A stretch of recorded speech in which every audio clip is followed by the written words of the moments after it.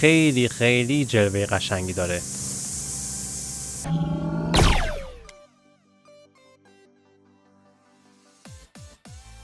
درود رفقا، به درخواست شما این قسمت میخوام برم سراغ آموزش ادان وانیلا ویکلز و به شما آموزش بدم که هر وسیله نقلیه رو چطوری در حالت سروایول بسازین و چجوری میشه که این وسایل رو روشن کنید.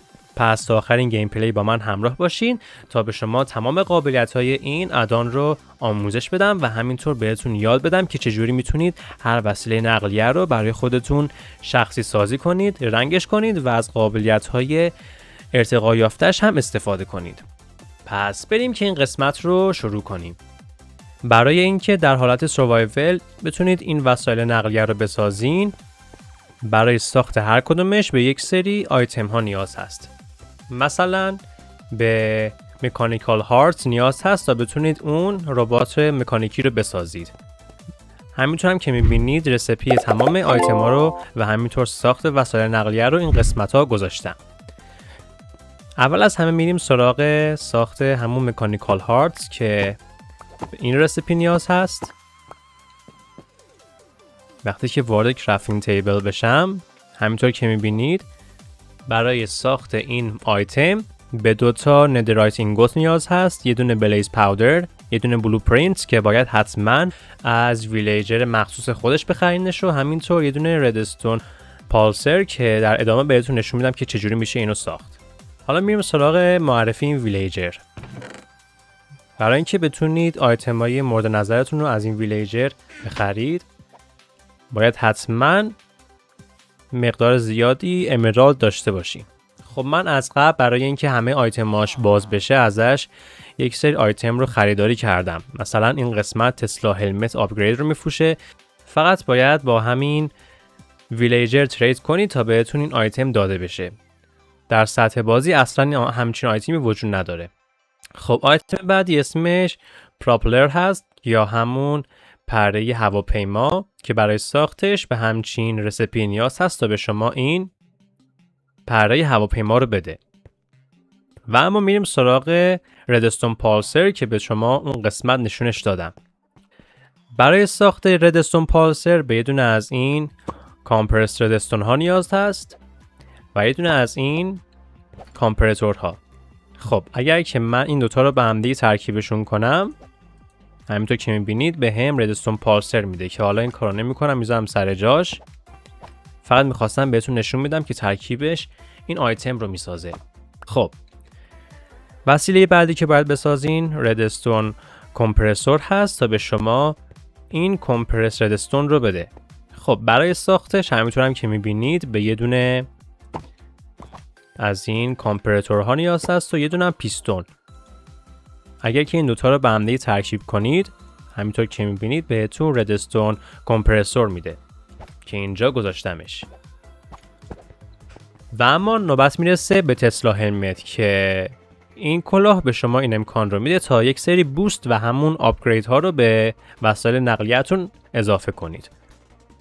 برای اینکه بتونید این آیتم رو بسازین کافیه که از این 3 تا آیتم استفاده کنین. این آپگرید رو بذاریدش اینجا، هلمت وسط و ندرایت هم کنارش. در نتیجه به شما تسلا هلمت میده. خب میذارمشون سر جاشون. حالا با کمک این ردستون کمپرسور شما میتونید کمپرس ردستون به دست بیارین. برای این کار کافیه که این ردستونر دستتون بگیرین، بزنین روی این ردستون کمپرسور. این شروع میکنه به کمپرس کردن این پودرهای ردستون تا به شما یه دونه کمپرس ردستون بده. وقتی که واردش میشید همینطور که میبینید آیتم این قسمت قرار میگیره. ویند وین چیزی هست که جهت باد رو به شما نشون میده. برای ساختش هم به همچین رسیپی نیاز هست. حالا من اینا رو برشون میدارم تا به شما رسیپی دقیقش رو نشون بدم. دقیقاً همون شکلی که چیده بودم به همون صورت هم میتونید این وین وین رو درست کنید. نوبت میرسه به اسموک بمب یا همون بمب دودزا که برای ساختش به یه دونه از این ردستون پالسرها نیاز دارین و همینطور استیک. خب حالا اگر که من این دوتا رو در کرافتینگ تیبل قرار بدم، حالا هر جهتی که دوست داشتید میتونید اینو بذاریدش. به شما یه دونه از این امتی اسموک بامب ها، همون اسموک بامب خالی. برای اینکه پرش کنید نیاز دارید که از یک سری رنگ ها استفاده کنید تا این پر بشه. حالا میذارم این سر جاش و اما نوبت میرسه به ساخت وسایل نقلیه. اولین ماشین اسمش ماینکار هست که از ترکیب یه دونه از این ماینکارت ها استفاده میشه و ترکیب چند تا آیتم. این هم رسیپیش هست که قرارش داده بودم. کافیه که وارد کرافتینگ تیبل بشم و همینطورن که میبینید از ترکیب این آیتم ها به هم این ماینکارت رو میده یا همون ماینکار. خب اینو نمیسازمش چون که از قبل اینجا گذاشتم شکلش رو. همینطور که بهتون گفتم وقتی که از اون رسیپی استفاده کنید این ماشین رو به شما میده و وقتی که سوارش میشین همینطور که میبینید نه حرکت میکنه نه چپ و راست میره. برای اینکه شما بتونید این ماشین رو روشنش کنید نیاز به کل دارید. در اصل سوخت مورد نیاز این ماشین کل هست. حالا اگر که این کل رو بهش تزریق کنید همینطور که میبینید دیگه حالا هم چپ و راست میره و هم خیلی راحت حرکت میکنه.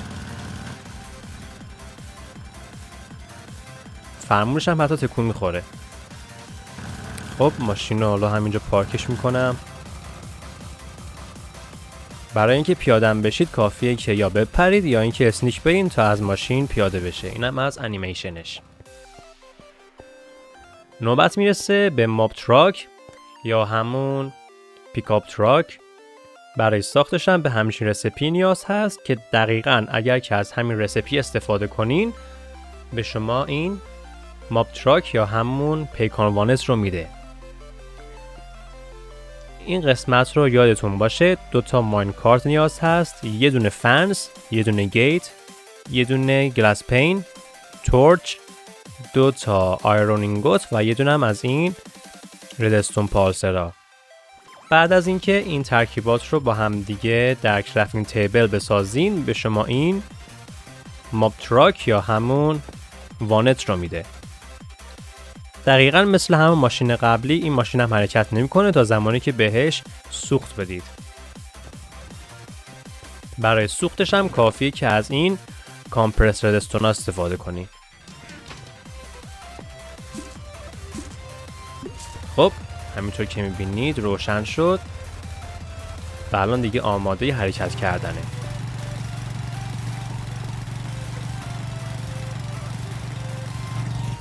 برای اینکه بپیچه کافیه که سرتون رو بچرخونین تا ماشین همون جهتی رو که شما داره نگاه میکنید بپیچه.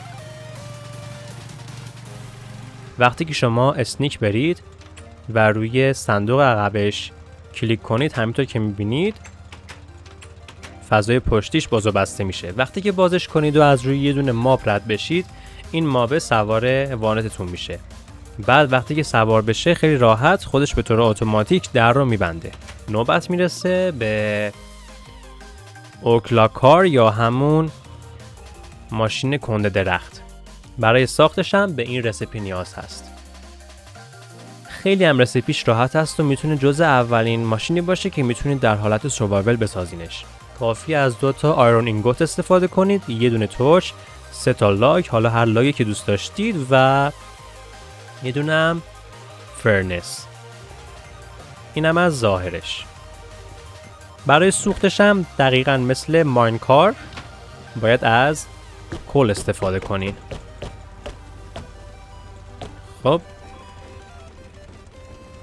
الان دیگه اینم سوختش تکمیل شده. شما میتونید ماشین رو روشن کنید و باش هر جا که دوست داشتید برید. میشه گفت جزء ابتدایی ترین ماشیناییه که شما میتونید در ماینکرافت بسازید. وقتی که این هلمت رو بذارین روی سرتون، یعنی تسلا هلمت رو که من گذاشتمش روی سرم، اینم شکل ظاهریش هست.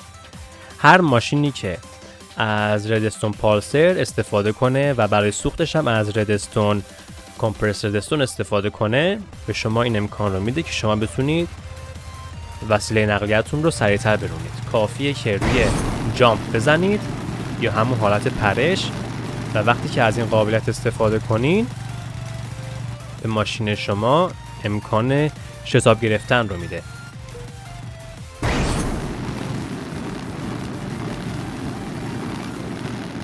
خیلی قابلیت خفن عالی است. خب میریم سراغ وسیله نقلیه بعدی که مک یا همون ربات کنترل شونده هست. از ترکیب یه دونه از این مکانیکال هارتس ها ساخته میشه و 2 تا اوکلاگ، 1 بلاک کامل آهن، 2 تا اوک پلنک، 2 تا پیستون و یه دونه هم چست که این رسیپی به شما مک رو میده. برای اینکه بتونید ازش استفاده کنید نیاز به هیچ سوختی هم نداره و خیلی راحت میتونید هر جایی که دوست داشتید باهاش برید.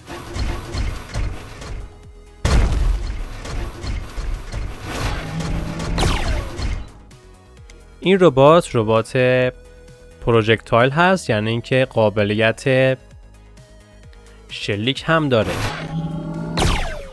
بله زدم دکور اینجا رو ترکوندم. اینم از این. خب اینم از ربات کنترل شونده. نوبت میرسه به ساخت اوک پلین یا همون هواپیمای چوبیمون. برای ساختش هم همونطور که بهتون اون قسمت یاد دادم نیاز به یه دونه از این پره ها داره، 2 تا بلاک وول، 2 تا اوک پلنک و یه دونه هم از این ردستون پالسرا. در اصل میشه گفت خیلی ساختش آسون و راحته. اینم از هواپیمای ما. خب همینطور که میبینید هواپیما الان روشنه و منتظر پرواز کردن. برای اینکه هواپیماتون پرواز کنه باید جهت بالا رو نگاه کنین تا شروع کنه به پرواز کردن. اگر که پایین رو ببینید میاد پایین، اگر که بالا رو ببینید میره بالا و تیک آف میکنه. اینم از هواپیما. اینم از فضای داخلیش. این هم قابلیت بوست رو داره. خب همینجا دیگه فرود میام و اما میریم سراغ وسیله نقلیه بعدی که بالون هست. بالون به 2 تا ترکیب نیاز داره. ترکیب اولش برای ساخت همون کیسه بالون هست که شما به 9 تا چرم نیاز دارید که اونجا گذاشتم و برای ساخت سبدش به 5 تا بامبو نیاز هست، 2 تا چرم و 2 تا هم شمش آهن که به شما این بسکت رو بده یا همون سبد بالون. اینو میذارینش اینجا و همینطور که میبینید هیچ بالونی در کار نیست. برای اینکه بتونید بالونش رو هم بسازین یا همون کیسه هواش رو کافیه که این لیدرها رو بندی ترکیب کنید تا به شما این کیسه بالون رو بده. کافیه که بزنین روش تا این کیسه بهش اضافه بشه. بعد باید از این فلینتن استیل استفاده کنین تا شروع کنه به وات کردن کیسه بالون. برای اینکه پرواز کنه باید جامپ کنید تا شروع کنه به پرواز کردن.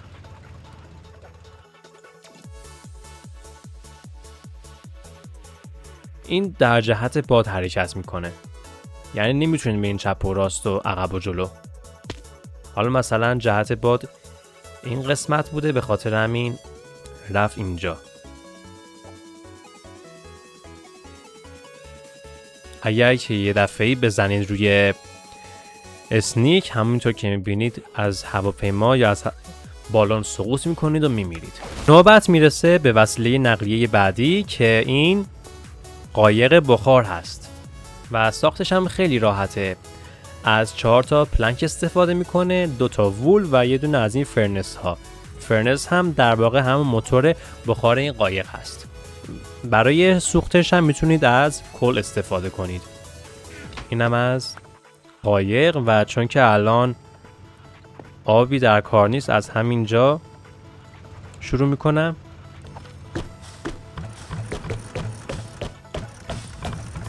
سوختش رو هم که اضافه کنم، همینطور که میبینید شروع میکنه به کار کردن.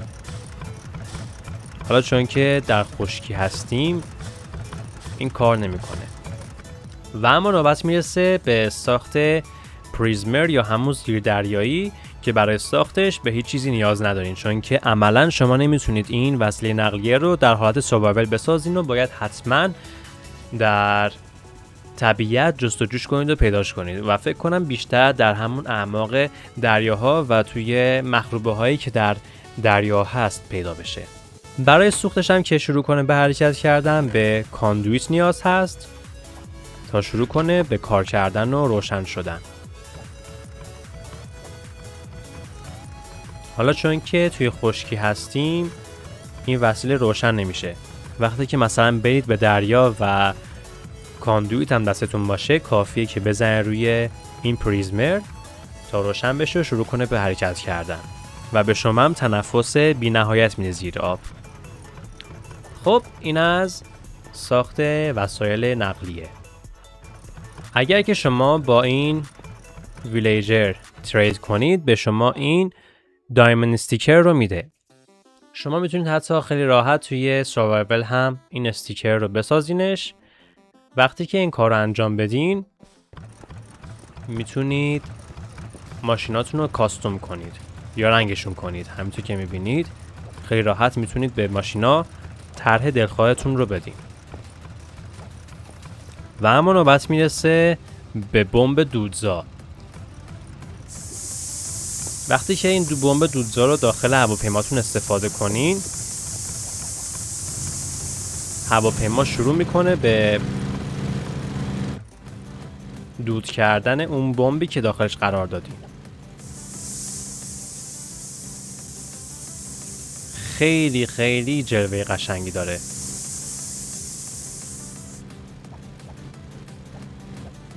یه بار دیگه از مشکیش مثلا استفاده میکنم. همینطور که میبینید شروع میکنه به پخش کردن رنگ در هوا. خب مثلا من میخوام این ماشین رو جلوه‌اش رو تغییر بدم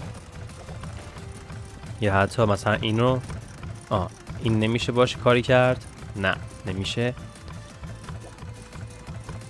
از بمب دودزا استفاده کنم چطور؟ یا اینکه مثلا ببینم میتونم از رنگ معمولی هم استفاده کنم یا نه. پرپل یا همون بنفش. بله وسایلی که از وول استفاده میکنن رو میتونید شما رنگیشون کنید. این که رنگ بشون نیست. چرا رنگ میشه؟ ایول چه باحال. این چطور؟ آره اینم رنگ میشه. کلن همه اینا رنگ میشن، همه وسایل به جز این. حتی این لاگه هم میتونم رنگش کنم. نه اینو نمیشه رنگش کرد.